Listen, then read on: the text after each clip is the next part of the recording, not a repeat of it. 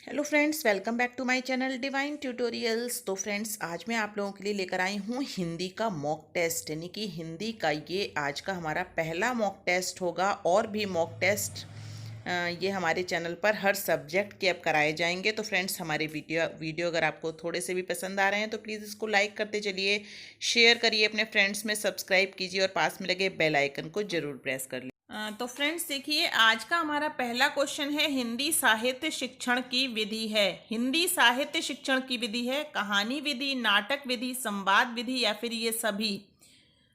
तो बताइए आप लोग, हिंदी साहित्य शिक्षण की विधि कौन सी सही है? तो फ्रेंड्स, इसमें हमारा ऑप्शन नंबर डी सही हो जाता है, यानी कि ये सभी विधियां जो हैं, कहानी विधि, नाटक विधि और संवाद विधि, ये तीनों विधियां ही हिंदी साहित्य शिक्षण की विधि हैं।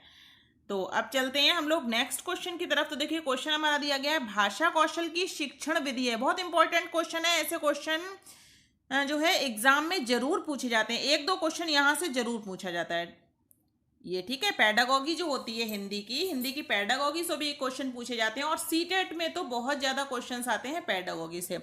तो देखिए, भाषा कौशल की शिक्षण विधि है, इसमें ऑप्शन दिए गए हैं अनुकरण विधि, फिर दिया है सामूहिक अभ्यास विधि, फिर दिया है भाषा प्रयोगशाला और ये सभी। तो देखिए, भाषा कौशल की शिक्षण विधियां भी ये सभी हैं। अनुकरण विधि भी है, सामूहिक अभ्यास विधि भी है, भाषा प्रयोगशाला भी है और ये सभी हैं। ठीक है, अब चलते हैं नेक्स्ट क्वेश्चन की तरफ। तो देखिए, पद शिक्षण का प्रमुख उद्देश्य है। पद शिक्षण, ध्यान से सुनिएगा, ऑप्शन इसमें दिए गए हैं व्याकरण का ज्ञान, अर्थ का ज्ञान, स्वानुभूति और रसानुभूति। तो फ्रेंड्स, इसमें हमारा सही ऑप्शन हो जाता है रसानुभूति। यानी पद शिक्षण का प्रमुख उद्देश्य क्या होता है, जिसमें क्या होता है, रस की अनुभूति होती है, वो होता है रसानुभूति। ठीक है, तो अब आता है नेक्स्ट क्वेश्चन हमारा, शुद्ध उच्चारण की विधि है। शुद्ध उच्चारण की विधि कौन सी है? तो देखिए, परंपरागत दिया गया है ऑप्शन, फिर दिया है वैज्ञानिक, फिर दिया है भाषा प्रयोगशाला, फिर दिया है ये सभी। तो इसमें देखिए, शुद्ध उच्चारण की विधियां भी ये सभी हैं, परंपरागत भी है, भाषा प्रयोगशाला भी है, वैज्ञानिक भी है और ये सभी हैं। तो देखिए, प्रत्येक पाठ के अंत में क्या होना चाहिए? प्रत्येक पाठ के अंत में क्या होना चाहिए? ऑप्शन देखिए, ध्यान से सुन लीजिए, पाठ का सार, प्रस्तावना, मानचित्र, परिशिष्ट। तो देखिए, ये तो बात सभी को ही पता होगी कि प्रस्तावना जो है वो पाठ के शुरुआत में होती है, अंत में कभी नहीं होती है। और मानचित्र भी नहीं होता है पाठ के अंत में, ना ही होता है परिशिष्ट। तो देखिए, पाठ का सार जो होता है, पाठ का सार का मतलब होता है निचोड़ जो होता है, वो पाठ के अंत में होता है। तो पाठ के अंत में क्या होना चाहिए? तो फ्रेंड्स देखिए, पाठ के अंत में होना चाहिए पाठ का सार। अब चलते हैं, प्रत्येक पाठ के प्रारंभ में क्या होना चाहिए? तो सबसे प्रारंभ में होती है प्रस्तावना। ऑप्शन देखिए दिए गए हैं, पहले तो ऑप्शन देख लेते हैं, पाठ का सार, परिशिष्ट, प्रस्तावना, अभ्यास। तो पाठ के प्रारंभ में क्या होना चाहिए? पाठ के प्रारंभ में होती है प्रस्तावना। अब आते हैं क्वेश्चन नंबर 7 की तरफ। तो उच्चारण संबंधी दोष हैं, ध्वनि तत्व, स्वराघात, इकार उकार, ये सभी। बहुत ही आसान भी क्वेश्चन है और लेकिन इंपॉर्टेंट भी है क्वेश्चन, इसी तरीके के एग्जाम में पूछे जाते हैं। तो देखिए, उच्चारण संबंधी दोष क्या है? ध्वनि तत्व, स्वराघात, इकार उकार, ये सभी। तो ये सभी हो जाएंगे उच्चारण संबंधी दोष।